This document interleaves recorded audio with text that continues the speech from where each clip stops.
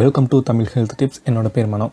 நாம் இன்றைக்கி என்ன பார்க்க போகிறோம் அப்படின்னா, நீரிழிவு நோயாளிகள் சாப்பிட வேண்டிய 12 உணவுகள் என்னென்ன அப்படிங்கிறத பற்றி இந்த வீடியோவில் நாம் இன்றைக்கி பார்க்க போகிறோம். நீரிழிவு என்பது ஒரு குறிப்பிட்ட பகுதியை மட்டும் தாக்குவது கிடையாது.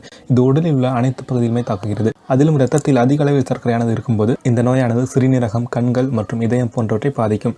எனவே நீரிழிவால் பாதிக்கப்பட்டவர்கள் சாதாரணமாக இருந்து விடாமல் உணவில் சற்று கட்டுப்பாட்டுடன் இருப்பது மிகவும் நல்லது. உணவு கட்டுப்பாடு என்றதும் ஒரு சில இனிப்பான உணவுகளை தவிர்த்திடுவார்கள். ஆனால் அவ்வாறு இனிப்பாக இருக்கும் அனைத்து உணவுப் பொருட்களுமே நீரிழிவு நோயாளிகள் சாப்பிடக்கூடாது என்பதில்லை. அவற்றில் சில உணவுப் பொருட்களை சாப்பிட்டால் இரத்தத்தில் உள்ள சர்க்கரையின் அளவை கட்டுப்படுத்த முடியும். இப்போது இந்த வீடியோவில் நீரிழிவால் பாதிக்கப்பட்டவர்கள் சாப்பிட வேண்டிய உணவுகள் என்னென்ன அப்படிங்கிறத இப்போ பார்க்கலாம். நட்ஸ் வகைகள்.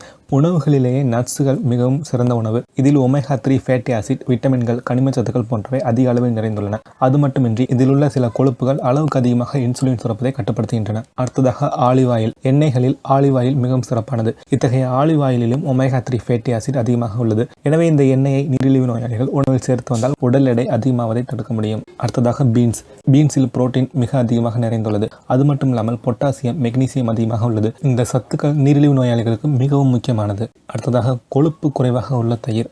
நிறைய பேருக்கு பால் என்றால் பிடிக்காது. எனவே அதற்கு பதிலாக சாப்பிடக்கூடிய சிறந்த உணவுப் பொருள் தயிர். ஏனெனில் பாலுக்கு அடுத்தபடியாக கால்சியம் அதிகமாக உள்ள உணவுப் பொருள் தயிர் தான். எனவே தினமும் ஒரு குறிப்பிட்ட அளவு தயிரை உணவில் சேர்த்து வந்தால் உடல் எடை குறைவதோடு இன்சுலின் அளவும் சரியாக இருக்கும். அடுத்ததாக மீன். மீனில் ஒமேகா 3 ஃபேட்டி ஆசிட் அதிகமாக நிறைந்துள்ளது. அதே சமயம் நீரிழிவால் பாதிக்கப்பட்டவர்களுக்கு கண் பார்வையில் குறைபாடு இருக்கும். எனவே அதனை சரி செய்ய மீன் சரியானதாக இருக்கும். இதனால் பார்வையானது பாதுகாக்கப்படுவதோடு இரத்தத்தில் உள்ள சர்க்கரையின் அளவு அதிகரிப்பதும் தடுக்கப்படும். அடுத்ததாக சிட்ரஸ் பழங்கள்.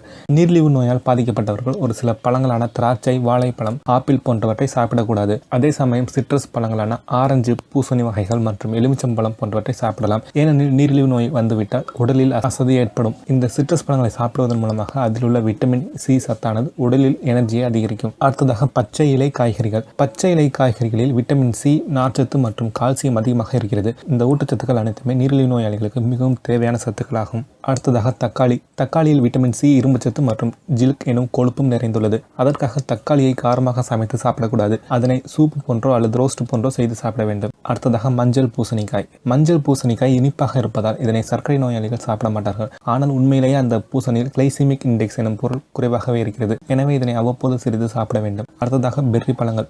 பெர்ரி பழங்கள் நீரிழிவு நோயாளிகளுக்கு குறைந்த அளவு இனிப்புகளை வழங்குகிறது. பெர்ரி பழங்கள் சர்க்கரை நோய் உள்ளவர்கள் சாப்பிடக்கூடிய ஒரு சிறந்த பழமாகும். அடுத்ததாக நவதானியங்கள். நவதானியங்களில் காம்ப்ளெக்ஸ் நார்ச்சத்து அதிகமாக உள்ளது. எனவே இனிமேல் சாதாரண அரிசிக்கு பதிலாக பிரவுன் அரிசியையும் சுத்திகரிக்கப்பட்ட மாவிற்கு பதிலாக முழு கோதுமை மாவையும் பயன்படுத்துவது நல்லது. அடுத்ததாக பாகற்காய். பாகற்காயின் நன்மைகள் எல்லாருக்குமே தெரியும். அதிலும் நீரிழிவு நோயாளிகளுக்கு இது மிகவும் சிறந்தது. ஏனெனில் இதில் கீரையை விட அதிக அளவில் கால்சியம் சத்துக்களும், இரும்புச்சத்து மற்றும் போதுமான அளவு பீட்டா கரோட்டினும் அதிகமாக உள்ளது. இது சிறந்த உணவு என்பதை விட இது ஒரு சிறந்த மருந்து என்று கூறலாம். இது போன்ற மேலும் பல தகவல்கள் உங்களுக்கு கிடைக்கணும் அப்படின்னா நீங்கள் மறக்காமல் இந்த தமிழ் ஹெல்த் டிப்ஸ் சேனலை சப்ஸ்கிரைப் பண்ணுங்கள். தேங்க்யூ ஃபார் வாட்சிங்.